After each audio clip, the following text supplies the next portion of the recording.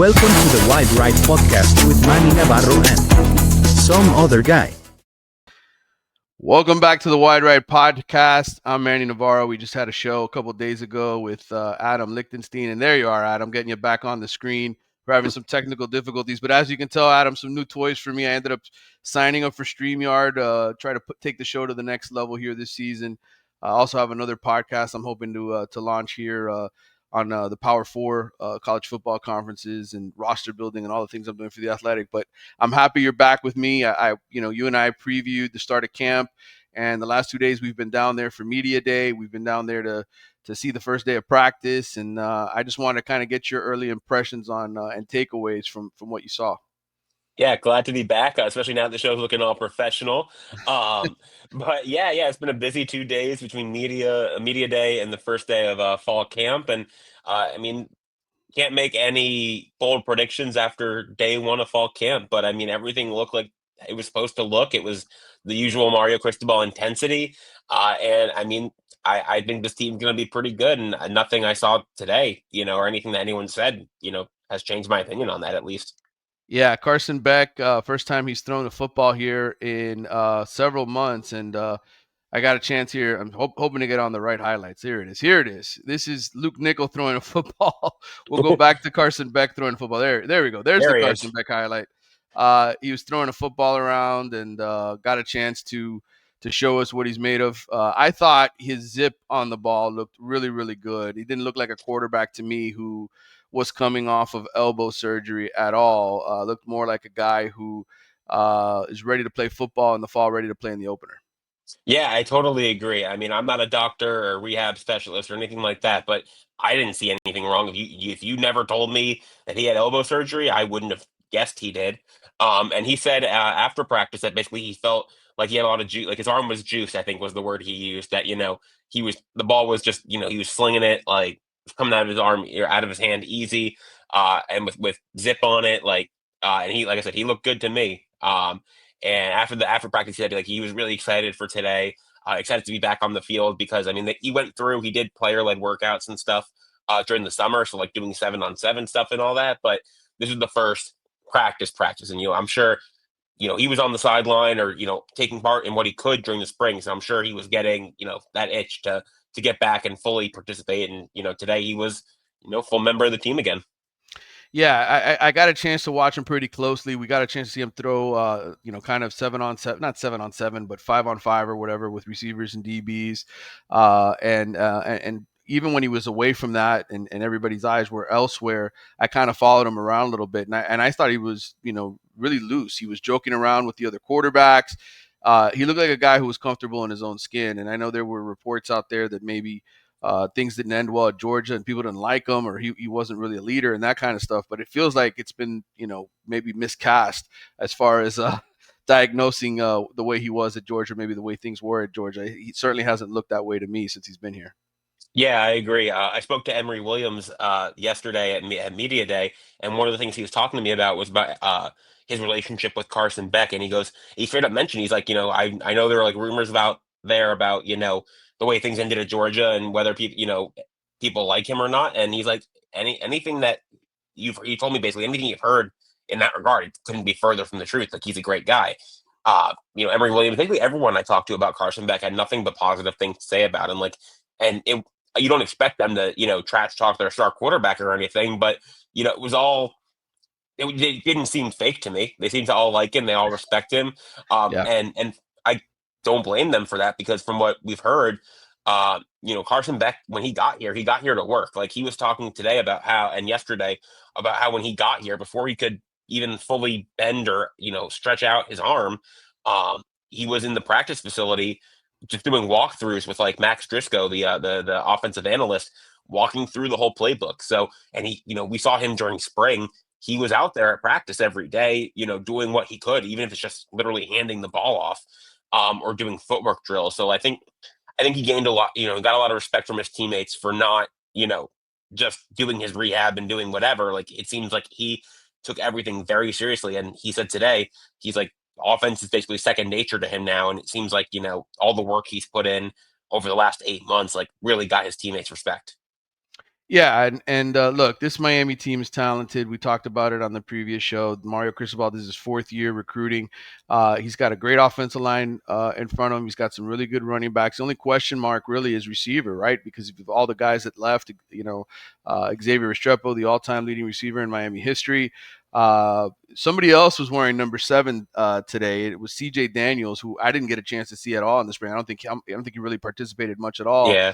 And the very first, I don't want to out CJ Daniels here, but the very first play, Adam, I know you were knocking on the door trying to get in the building, but the Blame very Miami first, traffic. yes, the very first pass down the sidelines, Emory Williams puts it on the money. CJ Daniels runs right past the DB, perfect position, right off the hands, incomplete. And I it did see that. and it reminded me of last year when the very first pass Cam Ward threw to another number 7, right? The guy we were just talking about, Xavier Restrepo, he makes this ridiculous catch for a touchdown.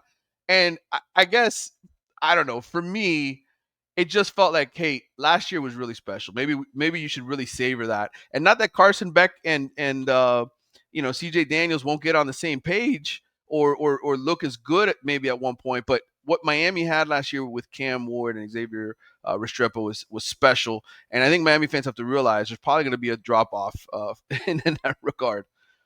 Yeah, absolutely. I mean, like you said, it was special. Restrepo's the only in a program that has had so many great receivers come through. The only guy to ever have back-to-back 1,000-yard receiving seasons is Xavier Restrepo. You told me that 4 years ago, I'd be like, no way. Like what? That doesn't make sense. But he was legit, and the guys around him were legit. Jacoby George was a great number 2 receiver. I think 2 years ago he was number 4 in the ACC in receiving yards. So like, and Restrepo was second, I think, behind Malik Washington. Like, uh, Elijah Arroyo, like, Isaiah Horton last year. These are all really good receivers. So to get to that level, who knows if they can get to that again this year. But on the other hand, I think you were talking to him with me yesterday too, to Kevin Beard, and he was saying, I got here, 2 years ago, and everyone's saying, oh, you have no receivers. Like, who do you guys have? And then next thing you know, 2 years later, they're like, oh, how do you replace those same guys? So, Yep. hopefully, I mean, I think the talent is there. Coach them up a little bit. Kevin Beard, I think, is a very good receivers coach. And, maybe we'll be talking 3 years from now. How do you replace, or next year or 2 years from now, how do you replace CJ Daniels and JoJo Trader and Keelan Marion? I mean, who knows? Um, but I did see that pass, and I was like, oh, that's not ideal. It seems like there's a few more drops than there were last year in the first practice. But like I said, it's day one. You can't really take too much from it. There's another 20 days of practice to come. Yeah, you mentioned our conversation with Coach Beard, and I didn't really, I don't know if I put him on the spot, but I kind of brought up the fact that Miami hasn't had a wide receiver drafted since 2018, Braxton Berrios, and uh, uh, in a lot of ways, people forget that. Like it's been that long, and how that can hurt you on the recruiting trail when you're trying to convince guys to come to your program. But the good news for Miami is Xavier Restrepo appears to be in line to make that Titans team. Looks like he's got a really good relationship with Cam Ward that's going to pay off with him going from undrafted free agent to a guy that could potentially make that roster. So Miami needs some guys to break through here at this position because let's face it, they've gone after some big names here. Obviously, Jeremiah Smith being the biggest in the last couple of years. And when you don't have much of a track record of putting guys into the NFL, it hurts you on the recruiting trail. So I think this season there's an opportunity for guys like JoJo Trader, who's super talented, a top 50 recruit, to move into that number 1 position. I think obviously you look at Joshua Moore, who's got an NFL body as a true freshman, Malachi Nelson, who's come in here, and Tony Nelson's Malachi Tony. Nelson's the quarterback. no the Malachi quarterback Tony, bust. yes. Yes. Malachi Tony, who UTEP's finest. yes, and USC's and everywhere else he's been, Boise State. But Malachi Tony obviously has a lot of ability as well. So I think things are going to change. I think Coach Beard's done a good job recruiting, but it really stung that you had the number 1 offense in the country and the only receiver who got drafted off of that team is the tight end, Elijah Arroyo. And so I think this is another opportunity for Kevin Beard to kind of show that he can develop guys. And yeah, maybe they don't get drafted. This last group didn't get drafted, but maybe the next group does. Yeah, I mean, it's kind of, I don't want to say a blank slate for Kevin Beard and for Shannon Dawson to work with these receivers, but it kind of is. Like, I mean, like CJ Daniels, Keelan Marion, Tony Johnson, these are all veteran receivers who've been fine at their previous stops. I mean, I think CJ Daniels was great at Liberty, but he transfers to LSU and, I think it was 42 catches, 480 yards, something like that. Marion had like 340 receiving yards. Johnson had like 400 something. So they're all like they've been decent, but they haven't been like stars, at least not at a power four level. So it's a chance for him to show like I can develop guys, and do it again basically after doing it with Restrepo and George and all those guys. It's like do it again, and you've got those transfers. See if you can unlock something there. You've got the young guys like you said, like Trader, like Moore, like Tony, like Upshaw, like Ray Joseph, even going into his third year, like. These are all guys. Chance Robinson, who I think a lot of people forget about, but because he was Yeah, hurt he was last year. injured. But Yeah. yeah, he's hurt last year. He's a former four-star guy as well. Like there's talent in that room. It's a chance for Kevin Beard to kind of mold them and show, one, how well he can develop receivers, and two, just kind of again show that there's talent in that room. And I was telling basically everyone today. I mean, it's like I said, it's only one practice, but my bold take now is that Josh Moore might be a starter by the end of the year because, like you said, he's got the body type, like he's got the physical traits, like I could definitely see him getting a lot of playing time this year just from his abilities. Yeah, I think the door is wide open for anybody to kind of come and wrestle that number one job away again. CJ Daniels was productive in his career. I guess he played at Liberty before he ended up going to LSU last season, and just looking like average, not really looking like he belonged necessarily at an SEC school. But hey, listen, LSU's an SEC school. Miami is not. They're an ACC school, and it might be a little easier for him to look more like a true number one guy this year, which will allow some of the younger guys to develop and not be rushed into having to deliver right away. There's some other notes. I came out with my top 30 player list on theathletic.com. You've written stories as well. We'll talk about some of your stuff too, but I wanted to get to some notes in terms of the top players. Obviously, I ranked Carson Beck number one. We've talked a lot about him, but I wanted to get to Ruben Bain, who, wasn't himself last year, right? I mean, he was clearly injured. He talked to me for a long time about his hamstring injury that really limited him. He admitted to me he played at about 85%.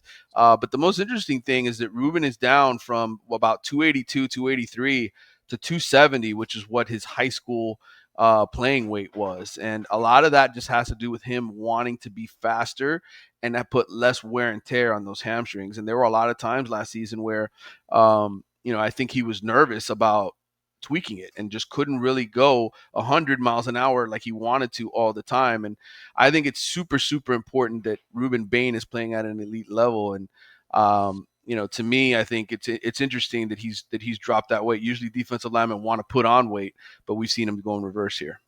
Yeah, I think especially there's been a lot of talk basically since he got to UM about is he going to play inside? Is he going to play outside? Like, where is his best spot? Is he going to be a defensive tackle in the NFL or an edge rusher? If he's going to be an edge rusher for Miami this year, like I think maybe like that lower playing weight might be better for him. Especially and like you said, now that he's healthy and his hammy is fully healed and everything, to get that kind of explosiveness. And I'll say, when he was talking to the media today, he was wearing like a tank top or like a cut tee, and I'm like, his biceps were popping. Like he looked slimmer. He looked toned. Like he looked good. But like you said, it's so important for him, or so important for Miami that he is playing at his, at 100%, doing the best he can. Because like you said, he was said he was about 85%, and that sounds about right because he was good, but he wasn't like great. I think PFF gave him about an 80 defensive grade, which is good, but not what he's capable of. Like he can be a high level, top end defensive end. I think he ended up the year in like 9 games. I think he had, I just wrote this today, I think like 3 sacks and 6 tackles for a loss in 9 games, which is okay. But Right. he's a much better player than okay. He can be a great defensive end. He can be an all ACC defensive end. So, yeah, I mean, if he's healthy, he's going to be an incredibly, incredibly important player for UM this year. I had a long debate that I want to talk about later, but I was talking with David Lake and Gabby Urrutia from Inside the U, and I know you kind of ended up hearing bits and parts, Yeah, popped in. bits and pieces of that conversation. But I just want to kind of tease to this because I think it's an important topic. We're kind of debating about whether or not Miami is a 9, 10, 11 win team, a team that can win the ACC, and David Lake is of the opinion that Miami can win the ACC. They're talented enough. Gabby is as well. I still have my reservations, and I want to share with the conversation with you, but I want to tease it in a minute just because I want to get to the next guy on my list, player number 3, who is also people don't realize, coming back from injury and finally really fully healthy. And that's Francis Mauigoa, who also spoke to us today. And I had a long conversation one-on-one with Francis about his freshman season and having the torn labrums in both of his arms. And I didn't realize this, but he couldn't really lift weights even last year. So everything he did in becoming an all ACC second team right tackle was really without even lifting weights. This is the first offseason where he's gotten back to lifting weights following the surgery, and he looks like a monster truck. I mean, he really does. And I think people need to realize there were times during his freshman year, and he admitted this to me, that he would put his hands up to block and they would just fall on him. And he couldn't lift his arms back up because of the torn labrums. And to think, man, this dude has started 26 games at Miami and in reality hasn't even been tip-top shape. So I think NFL scouts are going to find that fascinating, that maybe he's finally healthy. Maybe this year he's finally at 100%. What is that going to look like? Yeah, that's crazy. I knew he had the torn labrums after his freshman, or that he suffered in his freshman year. I didn't realize it was to that extent, because the enduring image I have of right now of a Francis Mauigoa is that block he had for Brashard Smith against Louisville, where he just hit the guy like a Mack truck, and I think made a bunch of us audibly like gasp or yell in the press box because it was insane. Yeah, no, I mean, like, he is the thing that, like I said, the thing that I always think of when I think of him, aside from that block, is his ability to move. I think Cristobal said in the past that they've clocked him at close to 20 miles an hour, 19, 20 miles an hour, which Freak, is yeah. just absolutely insane to me. And the fact that you said that he's not been fully healthy really in a year and a half is crazy, because he's been good. He was solid as a freshman, especially like, saying for a freshman, he was solid. He was good last year. He got better. Uh, and I think, that was him hurt, then, good luck to every ACC defensive end this year, because he was good last year, and if he's better now, like, yikes. Well, I want to clarify. It's not that he was hurt. It's that he was still Yeah, recovering from the sure. surgery and couldn't really lift and do all the things with his shoulders to strengthen. It was just kind of like, okay, I'm recovered. Now I got to go play football. And that's what he did. He just played with natural strength and ability, which makes you wonder, man, what's this guy like when he's fully, in tip top shape? And I think that's encouraging if you're a Miami fan to hear that. Terrifying if you're an opposing defensive end. One new guy who I ranked high in my top 5 was Zachariah Poyser, the safety from Jacksonville State, a guy who won a conference championship last season. So it's not just Carson Beck who has the experience of winning a league championship on this team. And Poyser told me he's gained about 15 pounds since he arrived on campus. And him and David Blay both, they're both coming from G5 schools. I didn't realize like the gap in terms of the nutrition and the food that's available for these guys. And Poyser talked about that, how part of the reason he came to Miami was everything else, Mario Cristobal sold him on. He's got a young daughter. He wanted to come to sort of a family atmosphere. We wouldn't have to worry about food, nutrition, all those kind of things. And Miami is really taking care of him, and he's put on a bunch of good weight. Look, Auburn, Georgia, Florida, LSU all came after this kid. And ultimately, even after Miami had the coaching change, he decided to stick around essentially because of Mario. And look, he spent all spring with the green dot on his helmet. For those of you who don't know what that means, is they have the microphone in the helmet to communicate with the coaches, and they trust him a whole lot. And that's part of the reason why I have him in my top 5. Everything I've heard about him is he is a special athlete, and it looks like he's really living up to it. Yeah. We'll see how that goes. But like, I've heard the same things. Everyone's raved about him since he got here. When we spoke to him a bit in the spring, he talked about his daughter and how he's like, I need to succeed for her. Seems like a really good dude. And that's high praise that he was wearing the green dot. Like, that's something that usually goes to a veteran, someone who's been around for a while. Like He's last only a year, redshirt sophomore. yeah, last year it was Kigo Malinoa who got that green dot, who was the one communicating plays and all that stuff. So that's a high compliment, like from the coaches say you're going to be the one who's signaling and doing everything, control, you're basically running the defense on the field. Like that's high praise. And like I said, I've heard same stuff as you, that he could be a beast. Yeah, and obviously safety is a huge position of concern for Miami, and just having somebody to direct back there, and that's the one thing Zachariah told told me was, he feels like his strength is his ability to communicate, and I think coaches obviously want that, especially in light of all the breakdowns that they had in the secondary last season. Couple of other guys that I just wanted to mention here: Wesley Basaint, I had number 5. Wesley told me he is as big and as strong as he's ever been. He's 232 pounds. He came in at 205. He's put on a ton of weight. Inez Cooper, meanwhile, fully healthy throughout his whole career, has gone. Mario talked about it today. He's gone down from over 400 pounds when he got on campus to, I know he said 350. Cooper told me yesterday he's 335. He Oh, looked yeah, really I think, slim yeah. to me. So I think you're talking about another guy who is really about to explode going into his senior year and take off. Yeah, yeah. I mean, I love Cooper as a player. He seems like a cool dude, but in off the field, but like as a player, he's one of those guys who like you gotta love because he was a guy who came in. Cristobal said, today that he recruited him. At first, they were going to recruit him as a defensive tackle, and basically, I guess Cristobal said that they went to do a recruiting visit. They're in his house, and the whole meeting they're talking to him, and he's not saying a word. And eventually, after an hour plus, he peeps up and says, actually, I want to play right guard, and they're like, okay. Yeah. And yeah, just the fact that he was like I think I may have said this when we talked a few days ago on the pod, but like he was not heavily recruited. He was a Mm. 3-star fringy guy, like ranked outside the top 1,000, I think, in 24/7. And they brought him in and just okay, he's there. And then he quickly became very important. Like he became a starter halfway through his freshman year when I think Jonathan, I can't remember who, someone got hurt. Whoever was playing right guard that year got hurt. They put him in the lineup and he hasn't looked back. And I think that's such a cool story because it's great. Obviously, you want the 5-star, Francis Mauigoas, as many of them, stockpile them as many as you can. But you bring in this guy who's totally unheralded, and between Cristobal and Alex Mirabal, they've molded him into likely professional, likely soon to be pro offensive guard. Like he's been very good for them for 3 years, and he's poised to have another great year that could propel him to getting drafted this year. I mean, they talked about him in the spring.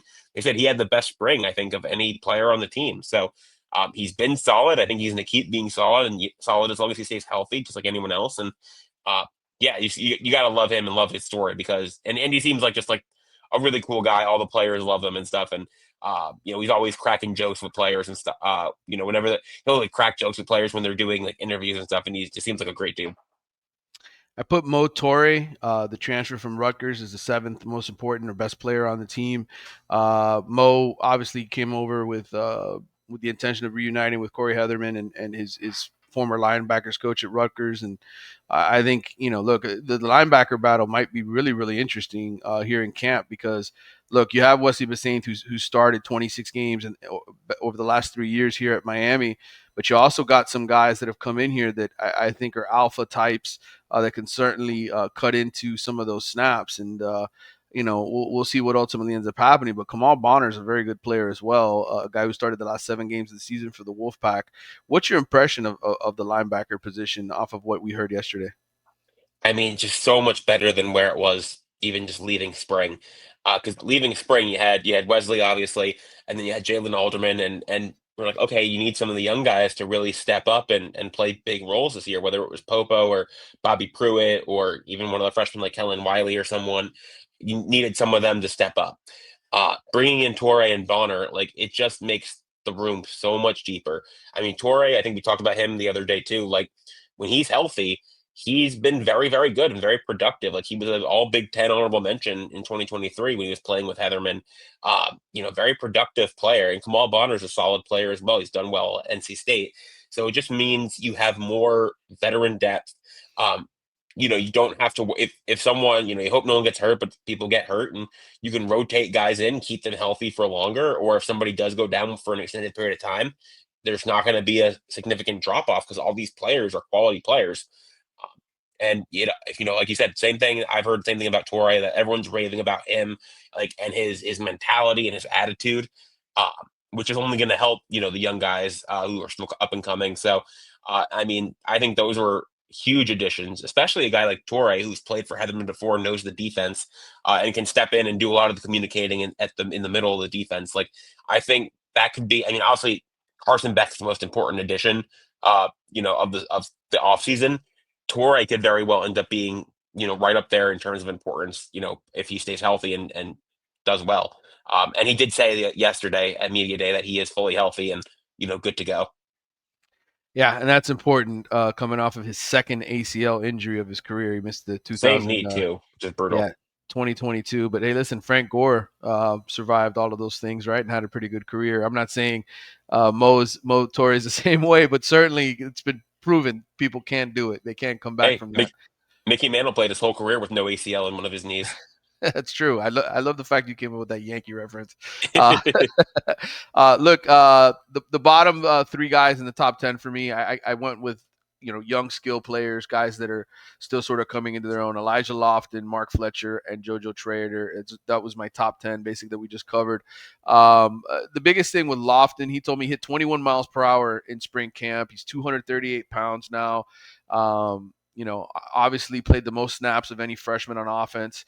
Shannon Dawson, I think, just loves him. He's going to line him up. He doesn't even know where he's going to line him up, to be honest. He's like, this is the kind of guy who, he can literally put anywhere on the field. And we've heard Mario talk about it. He could even play defense. But I think ultimately Elijah Lofton is really going to be a special talent for Miami. I liken him to Tyler Warren from Penn State. Tyler Warren, you saw the impact he had playing the tight end position, led the Nittany Lions in catches, also had carries out of the backfield, that runs that he scored on.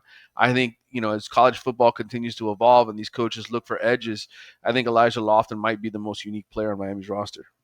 Yeah, definitely. I mean, dude's a Swiss Army knife. Like, you can line him up wherever, and he can make a play for you. You can even put him on a punt team and have him run a fake punt.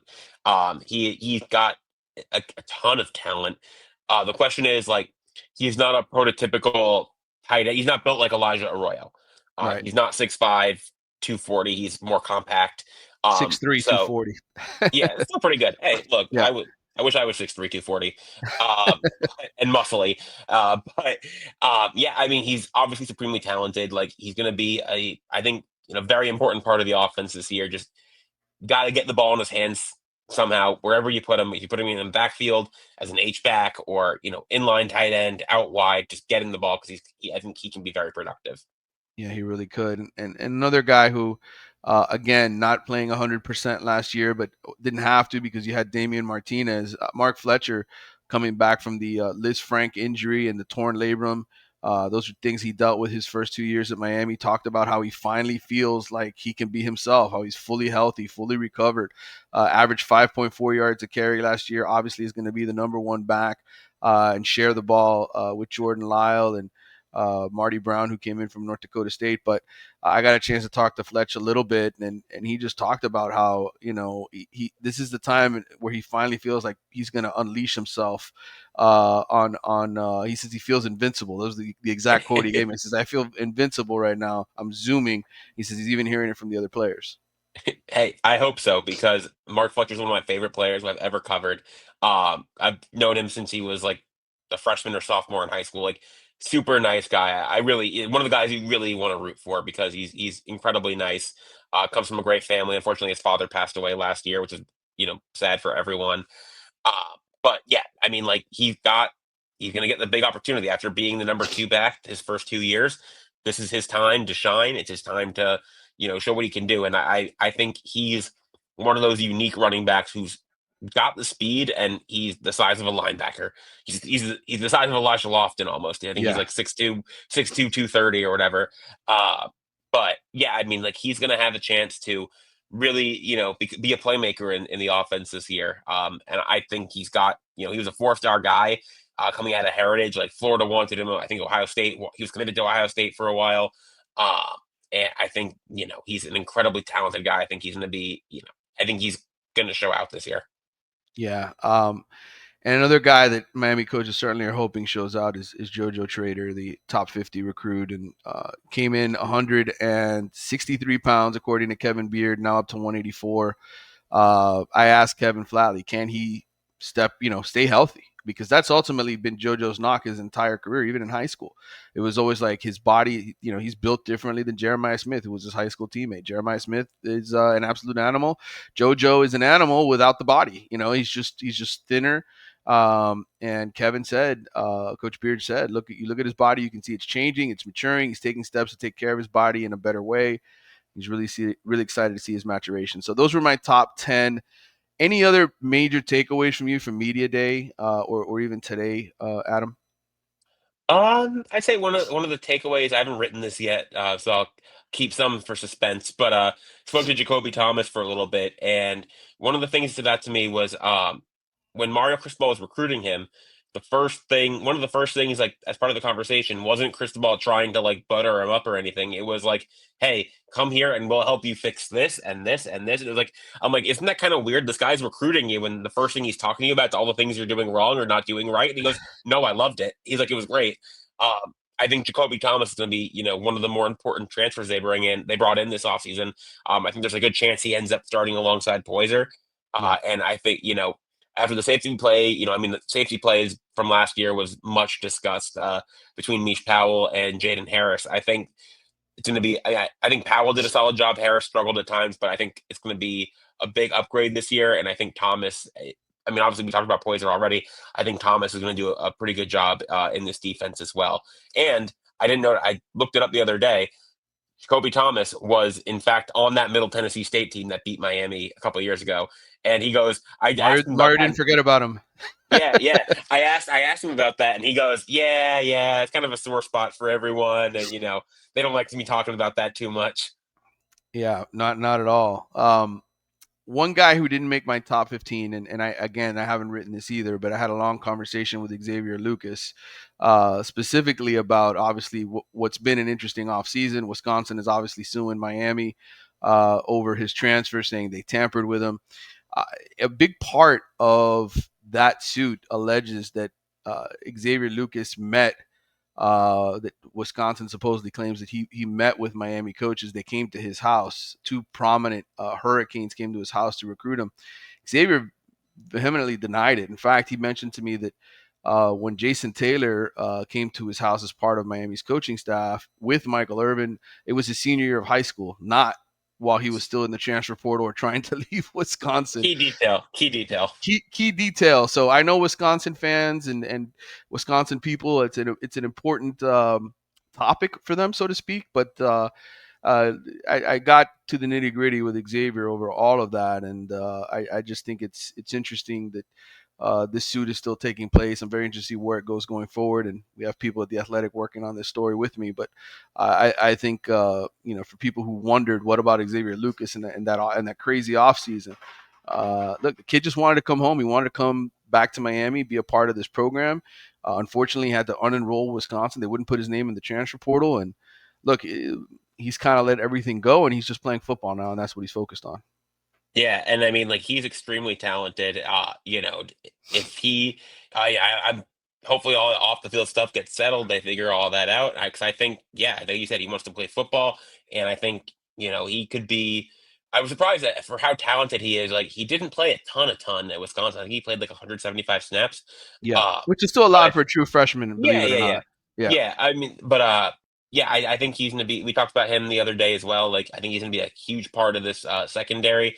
Um and it was funny because I mean he's an American Heritage guy just like Mark Fletcher, like Damari Brown, and obviously he knows a lot of the other South Florida kids. So he was talking about like it was like a homecoming when he got back here. It's like, oh hey, where you been? Welcome back. yeah. Him and OJ Frederic were arguing over I asked who's the fastest guy in the secondary, who's the fastest corner. Coaches don't want to say that kind of stuff. They don't want to reveal it, but Xavier's like, I'm the biggest and the fastest. So I got a chance to talk to Damari Brown as well. Damari, I guess, had surgery in December. Is finally kind of getting his way back. I ran into his dad today as well, Selwyn Brown, a former Hurricane, and they just talked about, look, man, he just wants to get on the field and be the guy that they thought he would be. He's a big, tall, strong corner. I mean, look, if Xavier Lucas, OJ Frederic, and Damari Brown are playing at a high level, Miami might have the best secondary in the ACC. And I think even with the question mark with that second safety spot, like you just Poyser, those guys. I mean, they spent a lot of money for a reason, and I think this could very well be one of the best secondaries Miami's ever had in the last 20 years since they joined the ACC. I'll let you be the judge of that. But yeah, I mean I think like it's night and day looking at the secondary this year compared to last year. And the secondary got worse as the season went on because people got hurt. Like Damari Brown got hurt, Jadis Richard got hurt. But like between those three guys, and then you have Chuck Brantley and you have Ethan O'Connor, guys who were starters, Yeah. Michigan State, Washington State, and then you've got some other talented freshman guys like Jabari Antoine and Amari Wallace and Chris Ewald, guys who were 4-star prospects. Like there's the room. I mean, just over the course of the last 9 months, it's crazy to think. I mean, this is college football today, but like 9 months ago from being this secondary that was falling apart at the seams to now where it's probably a strength of the team. Like they did it. That was, I think, probably the number, aside from maybe getting a quarterback, the number one task of the offseason. And they did it. Like they flipped that room. They should be set. Even if a guy or two gets banged up, like I think they're going to be in a really good spot. I agree. Look, we got into an interesting debate today. I want to get back to the conversation I had with David Lake and Gabby Urrutia from 247, two guys that I respect. They do a hell of a job covering this team. I'm not out there like you guys are every single practice. I swoop in and do my stories here and there on Miami now that I'm more of a national guy and writing about roster construction and all these other things. But I look. They're very strong in their opinion, feeling that they feel like this Miami team, this is the year. Like this is the year for them to contend for the ACC championship and win it. I still, being the hater that all the Miami fans say I am, Secret question. Noel. Yeah, secret null, whatever it is they want to call me. I have a doubt, and my biggest doubt has nothing to do ultimately with receiver and safety, which I think we can agree are the two biggest questions, right? Like in terms of who steps up there. I think if Miami is going to take off as a program and really make a push to be as elite as they want to be, I think the defensive line has to become just as elite as the offensive line is. And I look specifically at the defensive tackle position because, look, you have Akeem Mesidor and you have Ruben Bain on the outside, two very good players. I think Bain is an NFL draft pick. I think Mesidor, because of his injury history with his feet, probably is a late round pick if he gets drafted. It's two really solid, college players. Like, again, Bain, a draft pick. But it's easy to neutralize those kind of players if you don't have somebody special in the middle. And Mario made a concerted effort to recruit the defensive line position. I know I've heard a lot of great things about Donta Simpson, the true freshman who just got here from Hollywood Chaminade. And again, somebody else on the staff mentioned Donta to me and saying he's going to be an absolute stud. But to me, this season and how high Miami climbs comes down to guys like Justin Scott, Armando Blunt. Those two guys in particular, the 5 stars. They got 3 5-stars in that 2024 signing class. Those guys have to come out and not just be contributors. They have to be dudes if Miami is going to be good enough to win the ACC and make the college football playoff. That's my opinion. I think that is the biggest X factor in Miami season. Yeah, I think that's totally valid. I think I think it's very obviously those players are crucially important. Guys like Justin Scott, Blunt, David Blay, Ahmad Moten, like that group of 4 guys are probably gonna be the guys who get the most playing time at defensive tackle, and they need to be good. Like we were talking about earlier today, like making sure that Ruben Bain and Akeem Mesidor aren't getting double teamed. Making sure they can live up to their potential by drawing attention from other teams' offensive lines and their coaching staffs and everything. I guess I kind of look at it like I think it's a question mark, but I'm on a scale of 1 to 10. I'd probably say I'm at a 6.5 confidence with them, with that group, with defensive tackles. I think Moten started to come into his own last year. By the end of the year last year was a pretty solid defensive tackle. Lay has been, I mean, granted, Louisiana Tech, but I think they think pretty highly of him. Justin Scott flashed when he got on the field last year. He was playing behind all those veteran guys, but I think it was Ruben Bain or Akeem Mesidor earlier today said that like he's taking things very seriously. He knows he's got a big opportunity this year, and if he lives up to that potential, like they wanted him so badly at a high school, like if he lives up to that potential, he could be. This could be his breakout year. I think. And Dante Simpson, I liked him a lot in at Chaminade. I think he could be solid. Armando Blunt, another local kid. Uh, if he lives up to his potential, I mean, this is a kid who just turned 18, like Right. in February. Like he's a baby. He's grown a lot, like literally physically grown a lot and shaped his body a lot over the last year and change. Like there's a lot of talent in that group, and even the guys who weren't highly rated, I think have grown into solid players. So I'm not. I think it's a question mark. I lean more. I think it's more likely than not that they end up being good enough. Yeah, and look, part of my feeling on this has to do more with history and studying other teams and the way they win championships. We've heard about five-star defensive linemen coming to Miami. I covered a bunch of them. Marcus Forston, more than a decade ago, came very highly touted, never became a superstar. Leonard Taylor, very highly touted, five-star, never became a superstar. You go back to when Miami won national championships. The defensive tackle position was elite. I'm talking about number one picks, Russell Maryland. I'm talking about dudes that move the line of scrimmage. And for all the praise Mario has gotten in building an elite offensive line, and well deserved, because they listen, everybody but Brockermeyer, the center for the only position they've had to go to the transfer portal to get guys. So everything else has been homegrown, but they're still having to tap into the D tackle position. They had to go out and get David Blay because they still didn't feel like, well, we don't really have that older guy. And so I look at it as every national championship team, go back, look at Ohio State last year, go back, look at Michigan 2 years ago, every national champion, Georgia, Alabama before them, LSU, they've got dudes in the middle of that defense that are disruptive forces that shut down the run, that free up their edge rushers to get to the quarterback. And so, look, wide receiver, very important. Safety, very important. But to me, I always look at who's closest to the ball. It's the quarterback and those D tackles. And if those guys are able to be a disruptive force, they can completely shake the foundation of an opposing offense.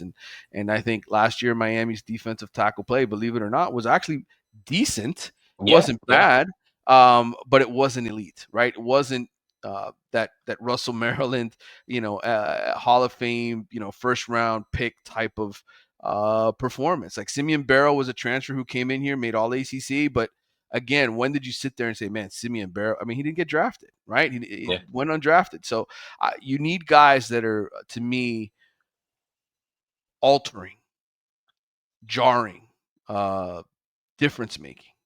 And I think if Miami's going to win the ACC title, one of those guys has to emerge. Yeah, and I mean, look, I think you look towards.